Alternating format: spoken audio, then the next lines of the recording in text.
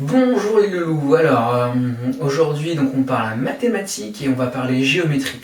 On va voir les quadrilatères. Alors un quadrilatère, qu'est-ce que c'est? Dans quadrilatère on entend quat, comme dans le début de 4, vous avez quoi, Q-U-A, et dans le 4 on a Q-U-A.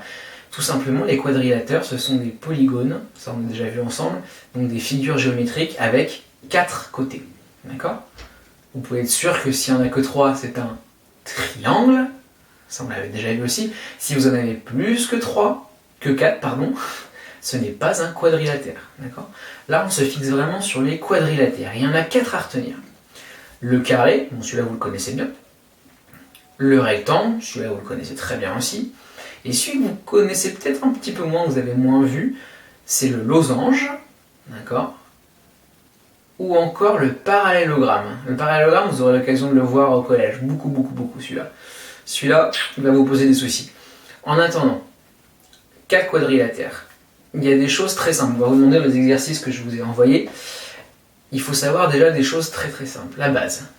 Pour nommer des quadrilatères, première chose à faire, vous les nommez avec des lettres. D'accord ? Je ne veux pas voir des quadrilatères, le triangle de 3 côtés qui s'appelle 1, 2, 3. Ça n'existe pas.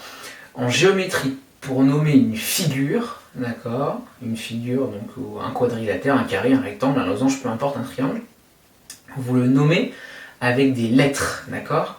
Donc chaque sommet, vous savez ce que c'est qu'un sommet, du coup, par exemple sur un carré, vous avez 4 sommets. 1, 2, 3, 4.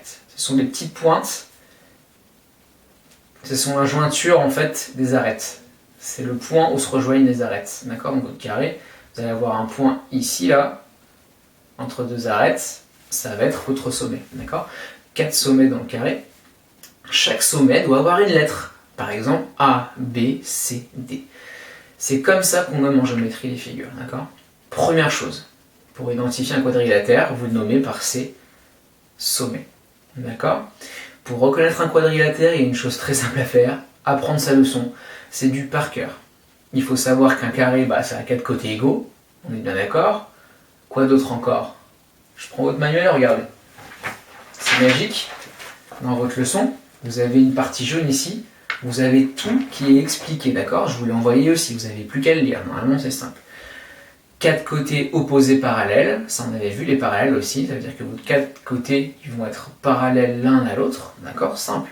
4 côtés de même longueur. On dit 4 côtés égaux.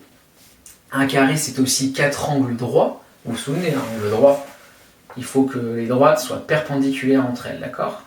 Là, par exemple, pas d'angle droit. Là, j'ai un angle droit. Il faut que ça forme un angle qu'on appelle à 90 degrés, ok ? Et enfin, plus important, dans le carré, vous allez trouver 4 axes de symétrie. Alors, un axe de symétrie, on a vu ce que c'était aussi. C'est quand vous coupez votre figure, normalement, quand vous la pliez, elle se replie sur elle-même. Elle ne forme plus qu'un tout, d'accord ? Là, j'ai ma feuille, si je la plie en deux, je plie mes deux mains, elles vont être pareilles, d'accord ? Donc mon axe de symétrie, il est là, il est au milieu. Vous voyez, hop, je plie ma main, elle se met sur l'autre, d'accord ? Donc le carré, 4 côtés égaux, 4 axes de symétrie et 4 angles droits, d'accord ? Il faut juste retenir ça. Pour reconnaître un rectangle, pareil, dans un rectangle, vous avez 4 angles droits, pardon, 2 axes de symétrie, c'est là que ça va faire la différence avec le carré, d'accord ? Et vous allez avoir aussi des côtés opposés parallèles et égaux. Ça c'est facile, vous le savez. Maintenant le losange, ça va être plus dur, ça c'est une figure qu'on n'a pas encore bien vue. Le losange, curieusement, ça ressemble beaucoup à un carré qu'on aurait déformé. Vous savez, une sorte de carré qu'on aurait un peu déplacé, bougé, aplati, et ça forme un losange. Oui, parce que figurez-vous que le losange, il a aussi 4 côtés égaux. D'accord ? Par contre, à la différence du carré, et c'est là que c'est important, il n'a que 2 axes de symétrie. Ça veut dire que vous allez pouvoir le couper de 2 façons uniquement. Ok ? Donc 4 côtés, je disais 4 côtés égaux, et donc 4 côtés, côtés opposés parallèles. D'accord ? Donc ces côtés opposés vont être parallèles, comme le rectangle. Ok ?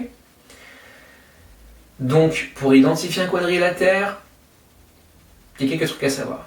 On nomme déjà les sommets par des lettres, on nomme ces figures par des lettres, on apprend par cœur les règles donc, qui vont avec ces quadrilatères. Elles sont très très simples à apprendre, d'accord? Et quoi vous dire de plus? Ah si, j'ai oublié, très important, les outils. On ne fait pas ça à la légère, on ne fait pas ça n'importe comment. Pour vérifier, identifier un quadrilatère, on utilise sa règle. La règle, ça sert à prendre les mesures. Déjà, c'est une très bonne base. On peut prendre son équerre. L'équerre va vous servir à vérifier si l'angle est droit ou pas. Et à mesurer aussi éventuellement. Et si vous avez un rapporteur, ça, vous l'utiliserez encore plus au collège, le rapporteur, ça vous sert à mesurer les angles. Ça va être très pratique pour le losange, mais pour l'instant, on n'en est pas encore là. Je vous laisse sur vos réflexions. A bientôt les loulous, n'hésitez pas à me contacter si vous avez des besoins. Voilà.